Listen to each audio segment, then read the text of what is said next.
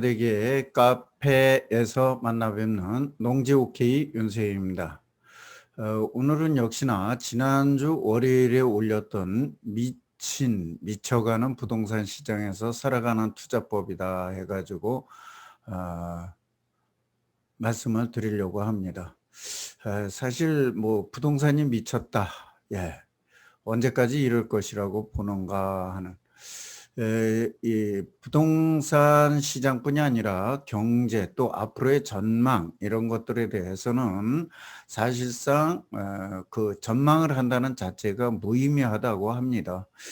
그리고 이것은 그 누구라도 맞출 수 없다고 이야기들을 합니다. 그래서 저 자신도 그렇게 이 부동산에 대해서 전망을 하면서 투자에 대한 이야기를 잘 하지를 않는데 특히나 최근에 와서는 이런 것들을 될 수 있으면 자제하려고 합니다. 근데 최근에 와서 보니까 많은 분들이 지금 부동산 투자를 못해서 나만 처진 게 아닌가 해가지고 안달이 나서 뛰어드는 모습들을 많이 볼 수가 있었습니다. 그래서 이런 분들을 위해서 한번 좀 더 생각해 보자 하는 뜻으로 글을 썼던 것이고 좀 풀어나가고자 합니다. 며칠 전 서울경제신문에 전세가 4년 전 매매가 대비 벼락거지 통계로 증명됐다 이런 게 나왔는가 하면 헤럴드 경제에서는 4년 전 집값이 지금 전세값 속타는 무주택자 하면서 소위 말하는 벼락거지들 또는 무주택자들의 아주 그냥 그 가슴을 후벼 파는 소리들을 했습니다. 또 정부의 말만 듣고 이렇게 있던 분들이 지금 몸이 사실은 달아있는 상태라고 보시면 됩니다. 그런데다가 최근에 보시면 아시지만 굉장히 인플레가 심해지고 있고 결국은 자산 가격이 상승으로 이어진다는 것은 누가 보아도 알 수 있는 것입니다. 어쨌든 간에 최근 부동산 시장의 과열은 유사일에 좀 두 번째 긴 기간의 오름세를 유지하고 있다고 그래요. 그래서 90년대에 한 번 있었고 이번에 길게 한 번 있는데 이렇게 보고 있고 아직도 많은 사람들이 더 오를 것이다. 또 늦지 않았다. 이렇게 이야기들을 하고 있습니다. 근데 과연 그럴까 한번 살펴보면 우리가 보통 벌집 순환 모형이라는 것도 있고 그동안의 부동산 그 시장에서의 경기 변동을 살펴봐도 그렇고 최근에 나타나는 현황은 우리가 호황의 끝장에서 나타나는 징조들이 많이 보이고 있습니다. 그래서 그렇지만은 이 정부에서 내년 대선이 있고 그래서 어쩌면 내년 대선까지 또 내년 대선에서 당선되신 분까지 해서 내년 한 상반기 내지는 중하반기까지는 이런 기조를 아마도 이어갈 것이라고 봅니다. 뭐 떨어지거나 올라가는 것을 그렇게 반기지 않고 어떻게 해서든지 이런 기조를 유지할 것이라고 보여진다는 것입니다. 그렇다면 소위 말하는 내년까지 부동산이 오르느냐 얘기를 했을 때 약간 오르는 기조를 유지할 가능성이 있고 또한 최근에 많이들 보시다시피 입주 물량이 많이 부족한 것 또한 사실입니다. 공급 물량이 2024년부터 나오기 때문에 그 안에는 입주 물량 자체도 적고 그래서 여러 가지로 상승 요인이 좀 더 있을 것으로 봅니다. 그래서 그런 것들이 있다고는 하지만 이번같이 길게 또 많이 올랐던 폭이 크게 올랐던 경우가 거의 없다고 할 정도로 이번에 우리 유사일에 큰 상승의 장이 랠리가 이어지고 있다고 봅니다. 그래서 이렇게 됐을 적에 그 나중에 하락의 폭도 깊을 수 있으니까 그런 것들을 좀 주의하셔라 하는 것이고 부동산 시장은 실소유자만의 시장으로는 그렇게 많은 폭등락이 일어나지 않습니다. 일부의 가소요가 들어와야지 그 소위 말하는 투자 수요가 있어야만 어느 정도 되고 그 다음에 가격이 오를 것이라고 보았을 때에 이런 지속되거나 또는 가격이 상승하는 것입니다. 그래서 지금 현재도 가격이 상승할 것이라고 보는 것이 대다수인 것도 사실입니다. 예. 그래서 이번에 며칠 전에 입법이 제출이 되었고 다주택자를 규제하는 장기 보유 공제를 배제하는 이런 것이 되고 있습니다만은 이것이 시장에서 반영되기는 그렇게 쉬워 보이지 않습니다. 아까 말씀드렸듯이 어쨌든 한쪽에서는 상승장의 끝에 다다른 그러한 모양새를 보이고 있습니다만은 한편에서는 공급량이 적고 이러기 때문에 어쩔 수 없이 그 상승 장세 내지는 현재와 같은 유지는 계속 이어갈 것이라고 보기 때문입니다. 어쨌든 지금 현재 저기에서는 많은 분들이 상승과 하락을 이야기하고 있습니다만은 소위 말하는 젊은 투자자들과 젊은 층의 전문가들 이분들은 상승을 강력하게 앞으로 몇 년 동안 일어날 것이라고 주장하는가 하면은 과거 경험을 가진 투자자들이나 또는 전문가들은 그렇게 많이 이제 오르진 않고 거의 상승장의 끝물에 왔다. 이런 이야기들을 많이 하고 있습니다.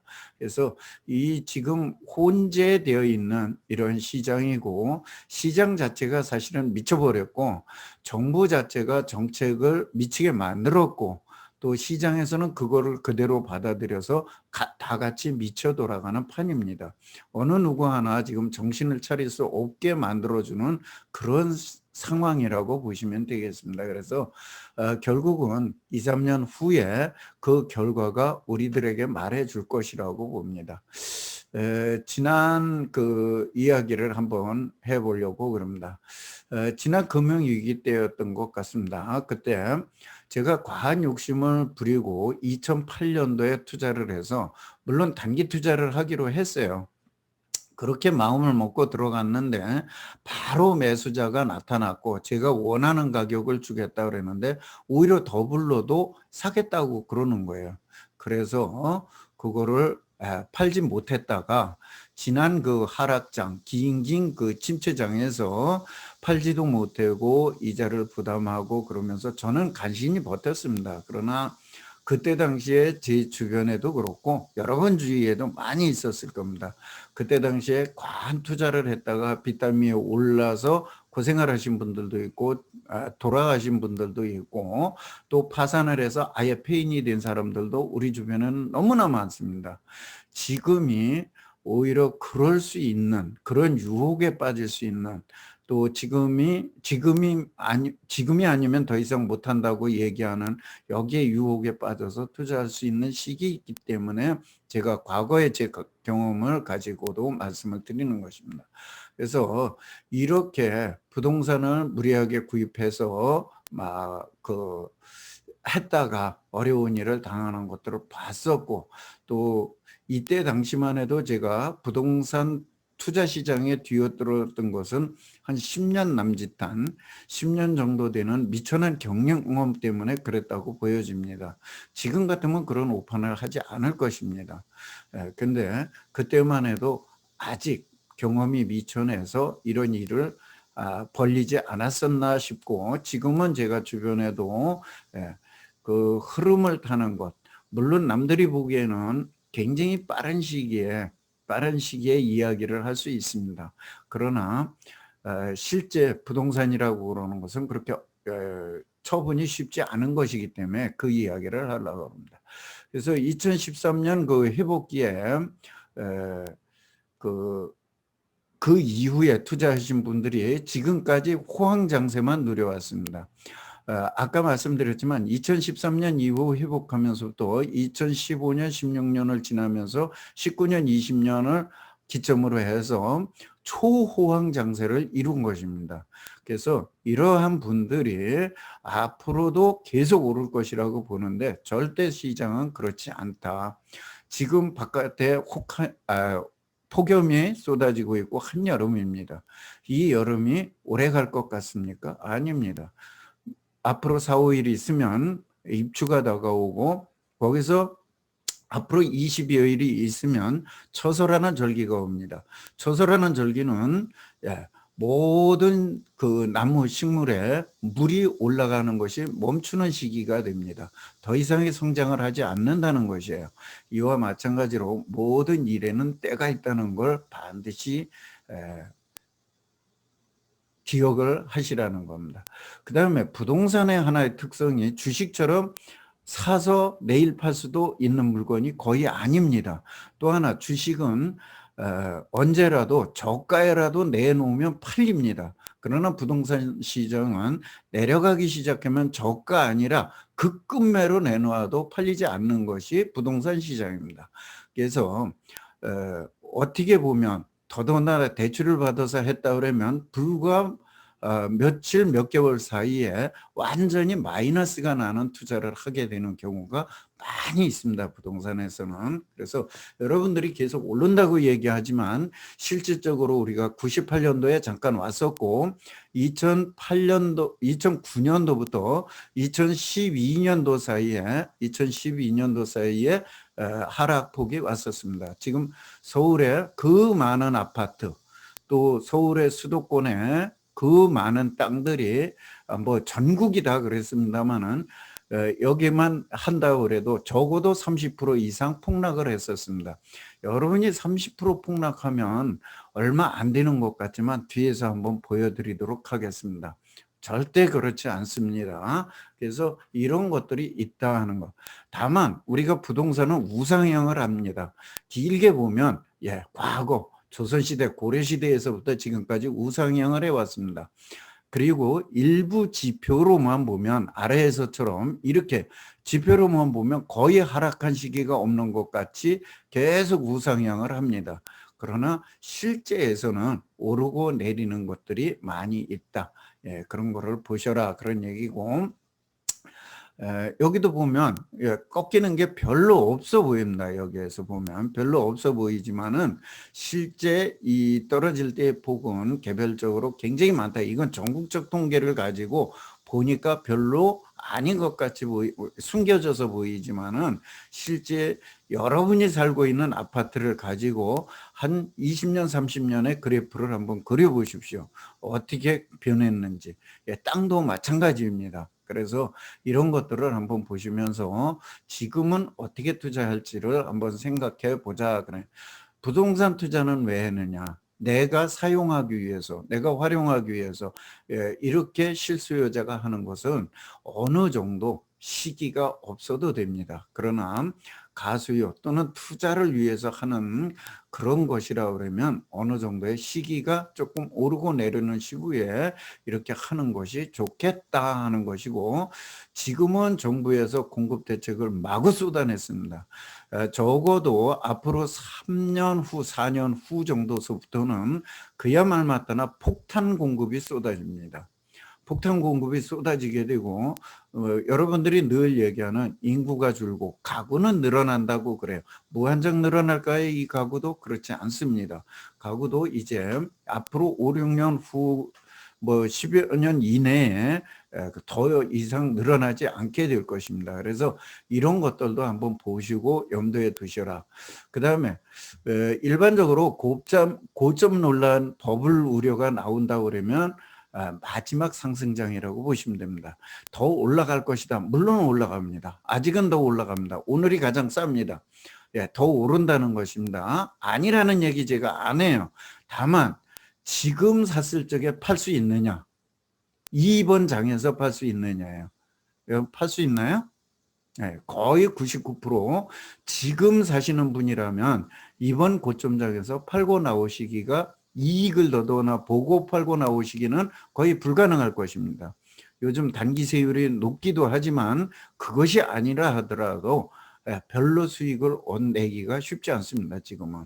그렇다면 한번 투자자는 생각해 보시라는, 실수요 투자자는 상관없습니다. 내가 사용을 하는 것이 있기 때문에 그렇습니다. 그래서 이렇게 내가 사서 보유하고 사용 수익하고 하면서 이 돈을 회수할 수 있는가를 생각을 해 보셔야 된다는 것입니다. 그래서 지금이 과연 투자할 시기인가? 오른다 이거예요. 앞으로 1년 정도는 약간은 더 오를 수 있다는 거 저도 인정하고 있습니다. 그러나 내가 그 돈을 회수할 수 있는 시기는 아니라는 것입니다. 그러면 회수할 수 있는 시기는 언제가 될 것인가? 예, 이것이 어느 정도 조정을 거쳐서 뭐 하락이 됐든 조정을 거쳐서 일정 기간은 저거 해고 간 다음에 그 많은 공급 폭탄이 쏟아졌을 적에 그 이후에 회복하는 그 시기, 그때쯤이나 가야 내가 지금 산 것이 될 텐데 과연 그때 내가 산 값이 될려는지 모르겠습니다. 예, 그거는 뭐 미래니까 모르겠지만은 쉽지 않을 것이다라는 얘기를 저는 드리고자 하는 것입니다. 그렇다면 지금은 저금리 시대 또 인플레가 이렇게 많이 고성장 시대가 아닌 때에는 지키는 투자, 잃지 않는 투자를 꼭 염두에 두고 하시라는 것입니다. 며칠 내가 투자해서 며칠 오르니까 기분 좋았다? 별 의미가 없기 때문이라고 보시면 됩니다. 어쨌든 부동산이 지금 미쳐 돌아가고 있어요. 이런 시장에서 정말 이 시기가 얼마나 더 갈 것이냐. 지금 유사일에 두 번째로 긴 오름폭을 갖고 왔다 그랬습니다. 또 어떻게 보면 전체 오르고 내린 이 폭을 전체로 계산하면 거의 가장 긴 오름폭을 갖고 왔습니다. 오름 기간을. 좀 빨리 잡으면 2013년 8, 9월이었고 조금 늦게 잡는다 그래도 2014년 8월 달부터 오르기 시작을 했습니다. 그렇다면 이렇게 오래 올랐던 기간이 거의 없다고 보시면 됩니다. 중간에 부침이 있었기 때문에 이제 조금 그렇긴 한데요.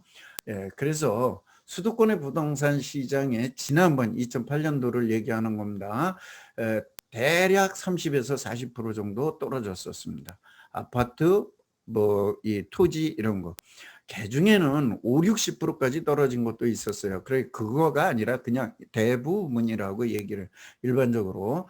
자, 뭐 그러면은 이걸 회복하는데 몇 년 걸렸느냐? 약 한 5, 6년 걸렸거든요. 그래 갖고 이럴 때 레버리지 투자를 하면 어떻겠느냐 하는 이야기를 드리려고 하는 것입니다.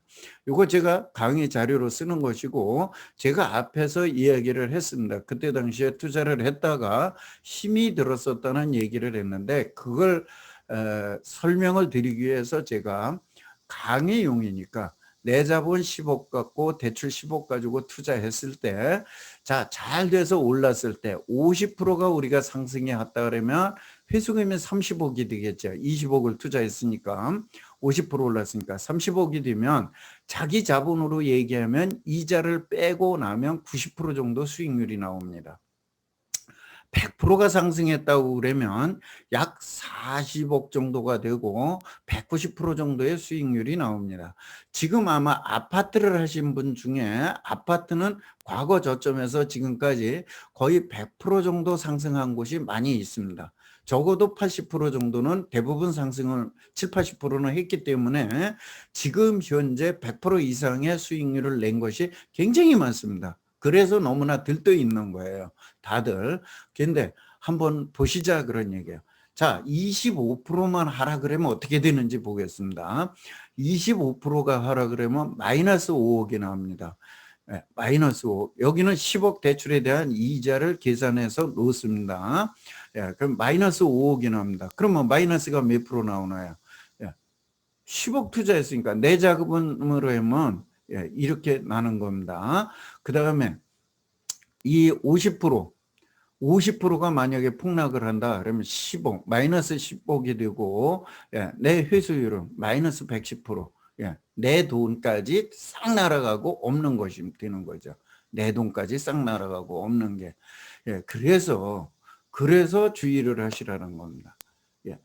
아까 여기서 오른 폭은 50%, 100%를 얘기했어요. 내리는 폭이 20%라고 얼마 전에 한은에서 얘기했는데 그 20%라고 왜 얘기했겠느냐 이런 얘기예요.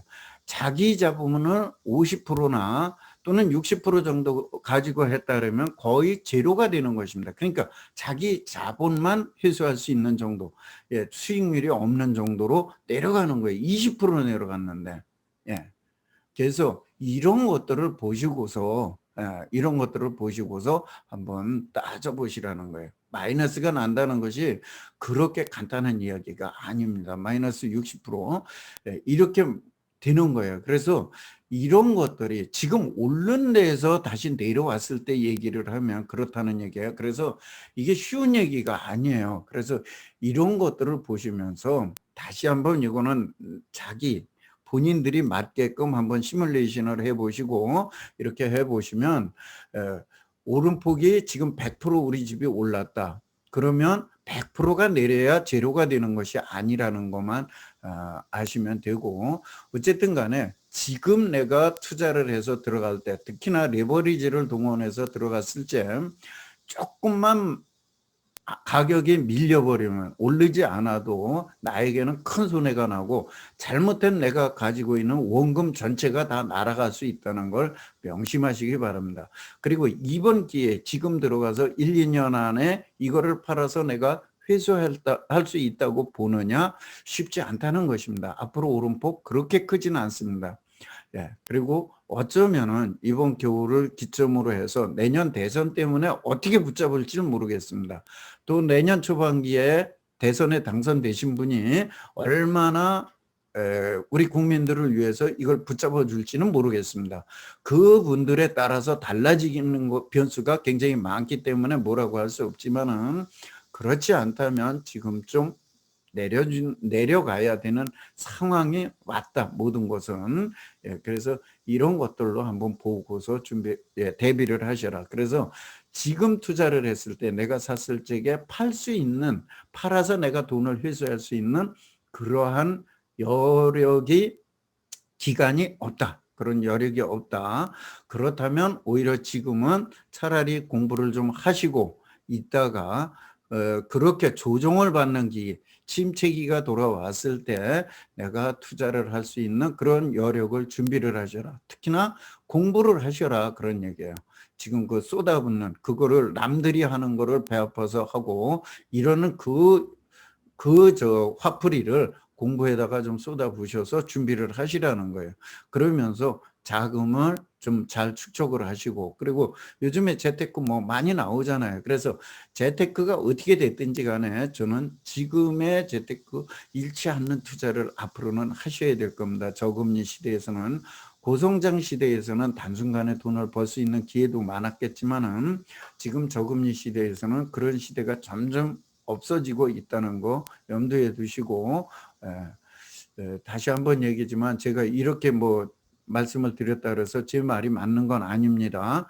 맞는 건 아니지만은 제 경험을 담아서, 또 제가 과거에 10여 년간 그 고생했던 경험을 담아서 이 부동산이 올랐다가 내렸을 적에 얼마나 주변에서 고통을 받고, 저 자신도 그랬지만 고통을 받고 얼마나 힘들게 할 수 있는지, 또 이 부동산이라는 거는 팔으려고 해도 팔리지도 않더라. 그야 말 맞다나 우리 소위 말하는 똥값에 던져도 받을 사람이 없더라는 것입니다. 그러면은 결국은 어떻게 되느냐, 빚더미에 앉아서 파산하는 수밖에 없습니다. 그래서 이런 것들을 잘 생각하시고, 부동산을 사실 때는 내가 지금 들어가면서 팔아서 내가 회수할 수 있는지 없는지를 반드시 챙기셔야 됩니다. 그렇다면은 지금 들어가서 좀 올랐다가 침체될 때 내가 처분을 못한다 그러면 다음 상승장까지 기다려야 되는데, 그렇게 기다릴 수 있는 여력이 있는 분이라면 얼마든지 상관없습니다. 얼마든지 상관없습니다만은, 그런 분이 아니라면, 또 실수요자가 아니라면 한 번쯤 좀 더 깊이 생각하고 하시라는 거. 그 다음에 이렇게 얘기하면 나 지금 봉급이 들어와, 나 지금 어디서 월세가 들어와, 이렇게 얘기하면서 하실 수 있습니다. 저도 그렇게 대비 안 한 거 아니에요. 근데 월세가 안 들어옵니다. 그쪽에도 장사도 안 되고 뭐가 안 되니까, 공장이 안 돌아가니까 월세를 못 내주는 거예요. 월세를 못 내주는데 나는 어떻게 해야 됩니까? 은행에서는 득달같이 이자를 올려가면서 계속 내라고 난리가 오죠. 이 대비를 하실 수 있어요. 직장에 다니시는 분이면 내가 어떠한 경우가 돼도 직장을 끊어지지 않는다는 가정, 않는다는 그 범위에서, 또 끊어졌을 때 내가 그걸 버틸 수 있느냐, 그 범위에서 레버리지를 활용하시라는 겁니다. 제가 드리고자 하는 말씀은 얼마든지 침체기가 오는 것을 지금은 대비하고 투자해야 할 때라는 것을 말씀을 드리는 것이지, 부동산이 지금부터 안 오른다 이런 개념은 아닙니다. 모든 것이 꼭지점에 다와가는 신호는 오고 있다. 또 그런 것이 보인다. 다만 한편에서는 아직도 약간의 상승의 여지는 보인다. 또 정부에서도 대선이라는 거, 또 정부 정책 기조도 그렇게 떨어지는 것을 방치하지 않으려고 하는 것은 눈에 보인다. 이런 부분들이 지금 혼합적으로 뭉쳐 있다, 비쳐 있다. 그래서 이런 것들이 전부 혼합적으로 뭉쳐 있지만은 그래도 우리 투자자 입장에서는 대비를 좀 하면서, 완벽하진 못하지만 최악의 경우에 내가 살아날 수 있는, 또 내가 이익을 남길 수 있는 방법을 찾아서 하자 하는 뜻으로 경각심도 드리고 또 높아심에서 드리는 말씀입니다. 지난 2008년 그 어려웠던 시기를 경험해 봤고, 98년도에 그 IMF를 지나면서의 그 바닥에서 헤매는 그 많은 투자자들과 몸소 부딪히면서 경험했던 두 번의 우리나라에서 가장 힘들었던 부동산의 그 시기를 경험했던 사람으로서, 또 그러면서 현장에서 지금까지 일을 하고 있는 사람으로서 지금 부동산에 뛰어드는 많은 분들을 보면서 노파심이 생겨서 그저 말씀드리는 것이니까, 여러분들이 각자 자기 그 현황에 맞게 판단하셔서 이 시장에서 잘 살아남아서 성공 투자하시기를 진심으로 빌어 마지 않겠습니다. 여러분의 성투를 빕니다. 감사합니다.